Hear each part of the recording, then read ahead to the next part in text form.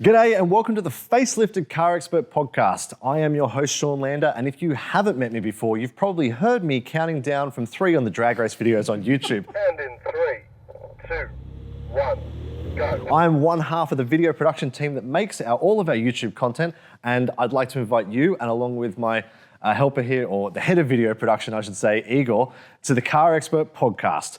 And today, joining me to talk about everything from cheap cars, bad parking, and a brand new super duper station wagon out of Germany is Scott Collie and William Stopford. Boys, how you doing? I'm really good, and I'm very proud of you for having a crack at your boss in the second episode of the new podcast. That's a really bold opening, and I like it. That's what we're here for. We're here to have a crack at our boss, yes. Will, how are you doing, mate? You're normally in Brisbane, but you're actually here live in 4K in Melbourne with us today. Yes, I actually decided instead of flying down that I would drive down for a change. So I just got into the office a day or so ago after 4 days on the road. First time doing the whole Brisbane to Melbourne drive. Won't be the last time because I'm doing it again at the end of the month. It's good to get back there, right? Yeah, exactly. I know my car's here. What am I supposed to do now? So yes, that was a fun drive. So where did you park your car when you got here, Will? Did you have to find a car park in the city? No. So I parked it, where I'm staying, because I was told that I could not park it here. Yes, correct. You absolutely may We not. have a finite number of parking passes here, and I could not leave my vehicle here. Yes, Feels like you're ramping up to something. I am good. I'm going to go straight into our first topic today. So you may have parked before in Secure Parking, which is a company in Australia. They have parking garages in most capital cities and in a few other places. And essentially it's pay to park in the CBD. They did offer a service where you could pre-book your parking spot and guarantee a parking spot. But when you got there, Scott, I think that you didn't always have a parking spot. Is that the case? That's the case? Yeah, so just to cover off all our legal bases, allegedly, at the moment, allegedly you didn't have a parking space. But yeah, secure parking's being taken to the federal court by the ACCC, which sort of looks after consumers and calls out businesses doing the wrong thing in Australia. Because people would book these guaranteed parking spots online and they'd rock up with 5 minutes until their job interview or birthday party or kids' piano recital or whatever it was, and get there and there would be no parking.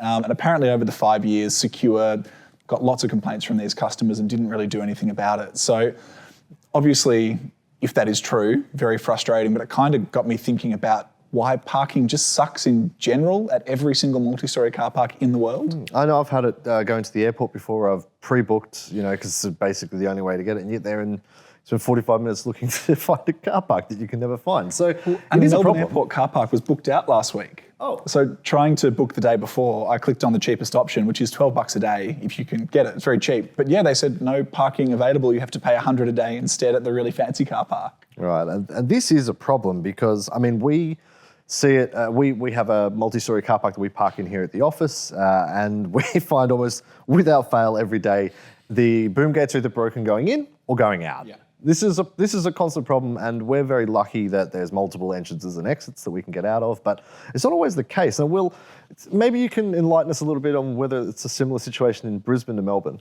We've had issues with parking there as well. But look, I'm a cheapskate, so I try to avoid paying for parking where possible, and I try to make it a point to never pay for street parking, because why the hell should you have to pay for street parking? Yeah, parking on the street, yeah. It's a bit of a fickle one, and maybe we won't go too deep into that one today. But, I understand that the multi-storey car park operators, they're generally a privately run operation. They have to make some money. But here's one. What about you go to a Westfield, right? And you go... Already, I hate it. Yes. You go to Westfield. Generally, you get 3 hours of free parking. You go watch a movie, and you might go do Woolies, or you might go to Big W, and you do a quick shop. By that time, then you're up for $9, $10, $20 in parking.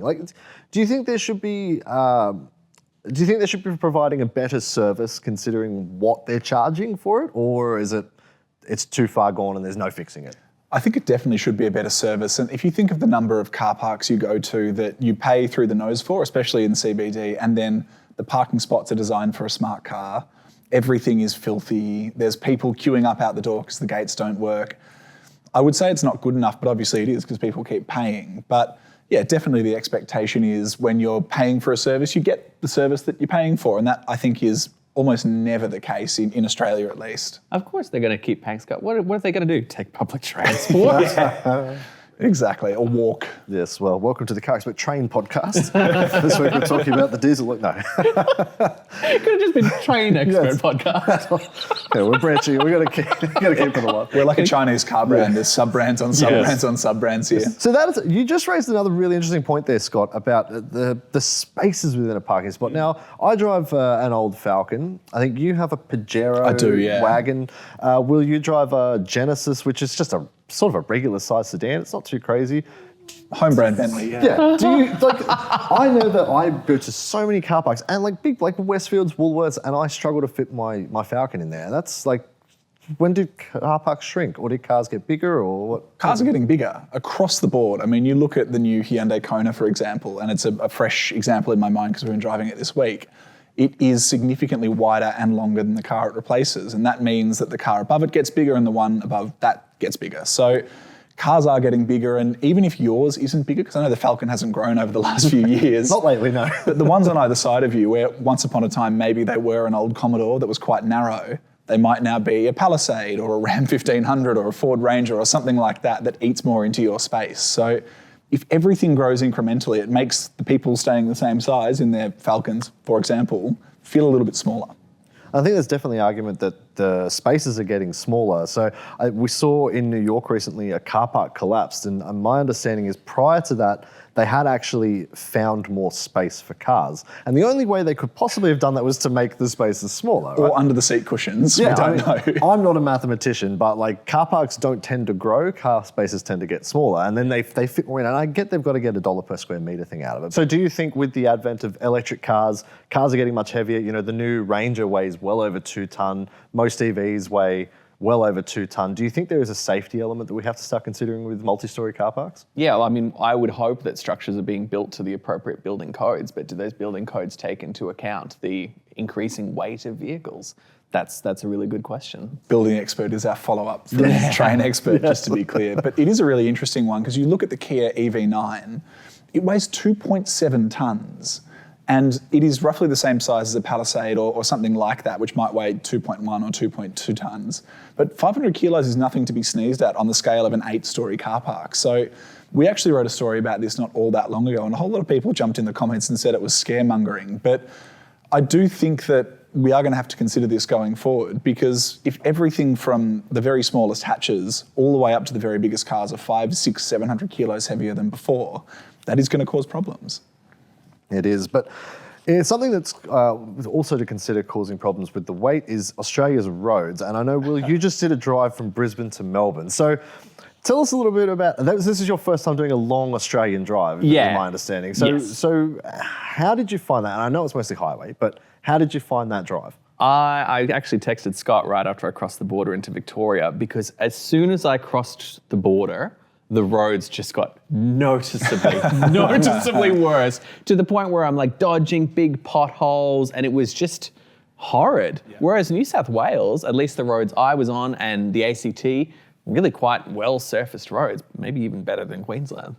Oh, God forbid. Yeah. Something better than Queensland. Imagine something in New South Wales being better than Queensland at the moment. I'm curious, was the other thing you noticed when you crossed into Victoria, all of a sudden everyone went from looking at the road to looking at their speedo? Because there's like a noticeable change as you cross the border. Everyone ups the speed by 10 kilometres an hour in New South Wales because they know they're not going to get pinged for being just over.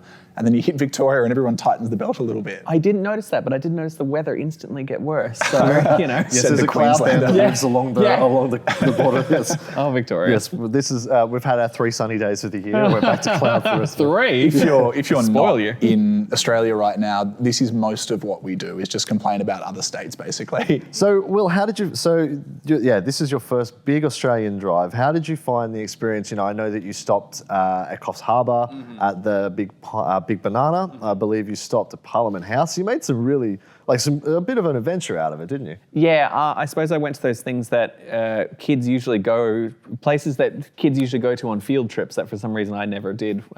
Because I'd never been to Coffs Harbour before, so I'd never been to the Big Banana. I'd been to Canberra for a bunch of vehicle launches because car companies love to do launches out of Canberra, which I guess makes sense because it's centrally located. But I'd never been to Parliament House, so I just figured may as well make a little bit of a trip out of it. And I'd done big American road trips before, but I'd never actually done, and I'm obviously from here. I've spent most of my life here. So it was nice to actually get out and see more of Australia. I mean, a lot of Australia's highways, mind you, but... Did you have any politicians try to get in the back of your Genesis when you were in Canberra? Because it is the perfect hire car. I did take a photo right in front of Parliament House, and I'm just like, this just looks like an official car. So you drove down the coast road. When you head back, you're going to go inland this time, do it a bit differently? Whatever the quickest way Okay, is, basically. So to Tullamarine on a plane back to Brisbane.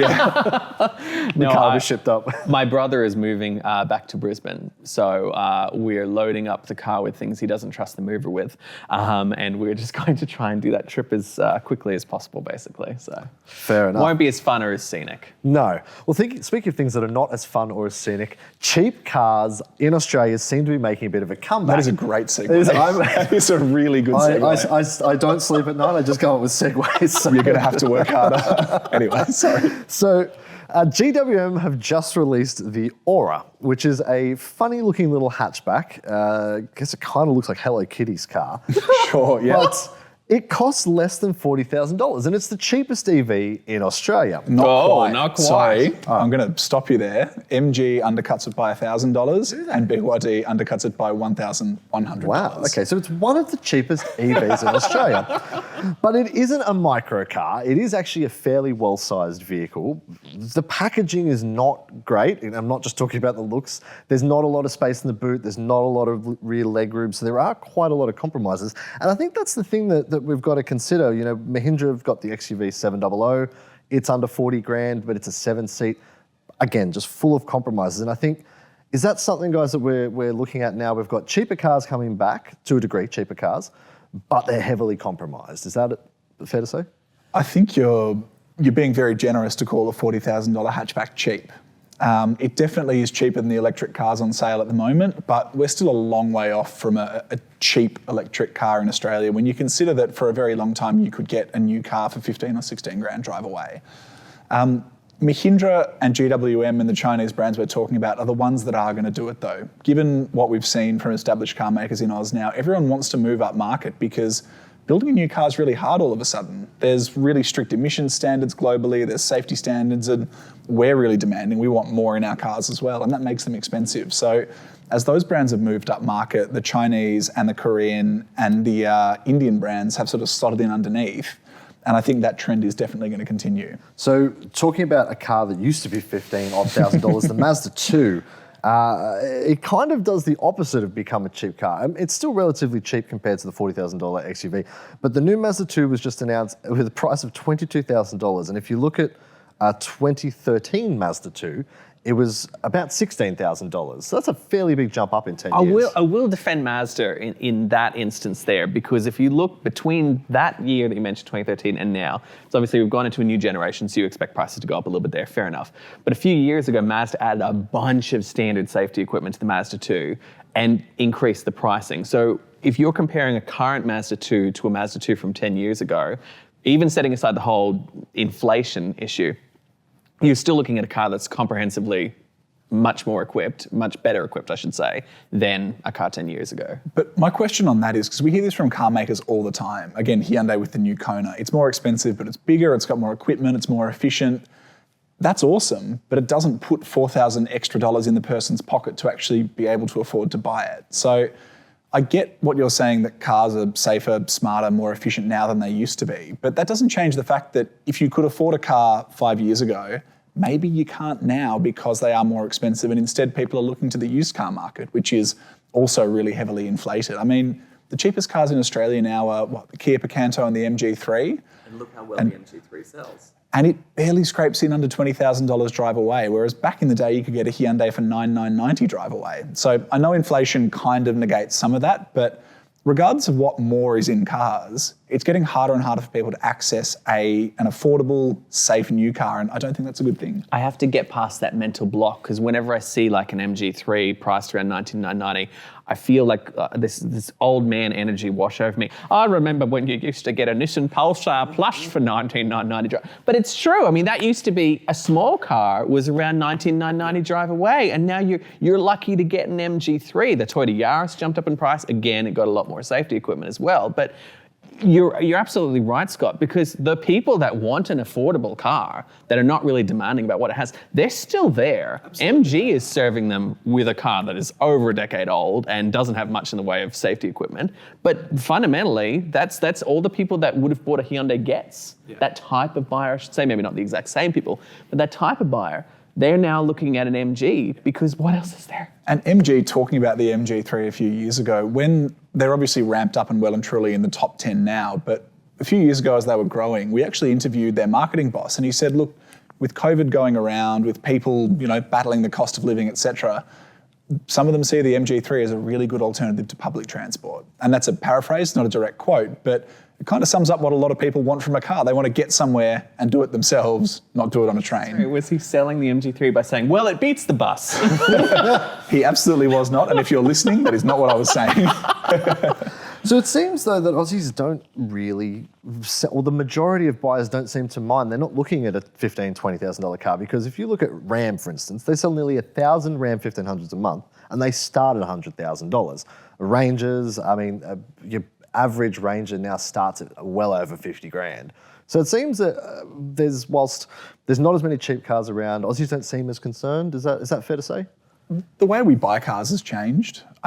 Back in the day, people would pay a chunk of cash for a car and then maybe finance some of it. Now, and I don't know about right now because interest rates are rising, but for a long time, leasing was really cheap. And that opens the door for a whole lot of other things. You can pay a lot more for a car because the amount of cash in your pocket doesn't matter as much as long as you can make the monthly payment. So those factors have helped drive up the average price, but also with the Ranger and cars like the Hilux and even the Ram, there's been lots of programs from the government that make them really attractive.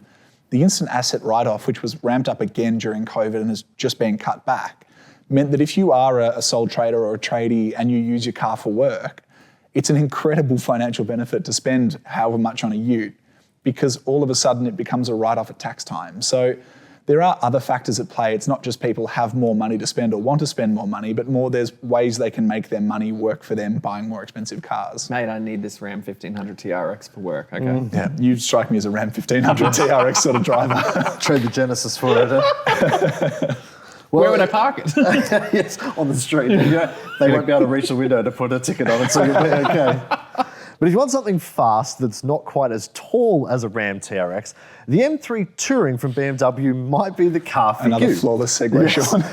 It actually costs about half the price of a Ram TRX, coming in at around $180,000 for the base model. It only comes in one trim, the competition guise, but really, why would you want anything else?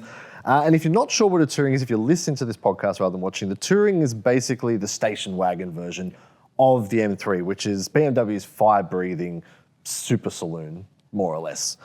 So, Scott, I believe you had a drive of the M3 Touring. I spent a lot of time in the M3 Touring and I fell in love. You're still smiling from it, actually. Well, yeah, it's funny how that happens, isn't it? Yeah, it's one of those cars that the car world has wanted for a really long time. And I know we're here talking about $20,000 MG3s and that means a lot to a lot of people, but motoring enthusiasts are a weird bunch. So they, for a long time, have been saying to BMW, we'll build a rival to the Audi RS4 because it's kind of the cool sort of staple wagon.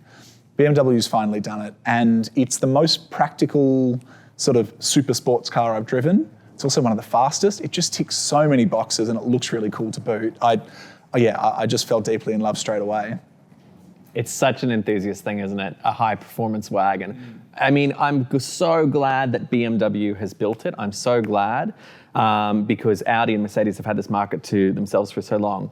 But there's no getting around the fact that an X3M is going to outsell this considerably. An X4M is probably going to outsell this considerably. So it's catering to it's a subset of enthusiasts, but I'm just glad it exists.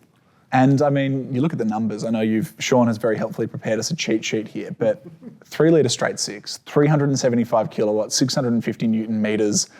I love the number, tons of boot space. You've given us there. Couldn't find the figure there, could you? No, look, it is a huge amount of boot space. It's not as much as an X3, surely. Sure.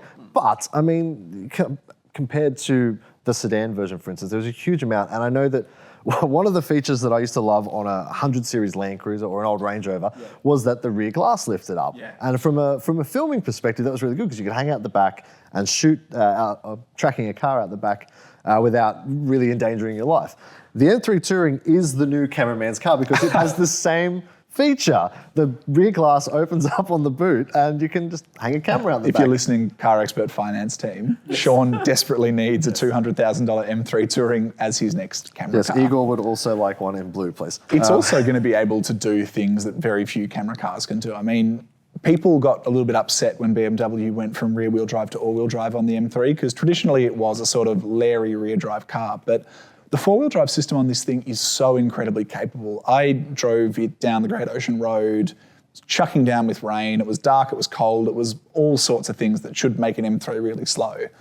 But it just demolished the conditions because it's got so much traction, and usually that means it feels a little bit dead. That's always been the criticism of Audi RS cars, but the M3 system, you can chuck it in two-wheel drive if you want, but I wouldn't recommend it on the public road. But even in its safest, most boring setup, you put your foot down and it feels a little bit rear-wheel drive. It gives you a little bit of movement without trying to spit you sideways off the road.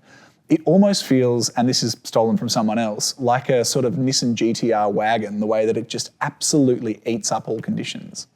All right, so instead of being the last car you buy, it might actually be the greatest car you buy. It's the only car you buy. Yeah, the only car you buy. So I'm curious, if you're watching this on YouTube, we'll bring the images up on the screen now. If you're not, we're going to stick the links down in the description of the podcast, so do check it out. I've asked both Scott and Will to spec their M3 Tourings, how they would have them spec'd, so you can check those out. I went for a very expensive blue option. The paint colours on this car, some of them are free. It's incredibly generous at $180,000 before. There are 14 standard colours. Yep. Some of them cost up to $5,000. And then if you want to go and make your own individual colour, do you know the price tag on some of those? Oh, because I don't. I didn't want to know.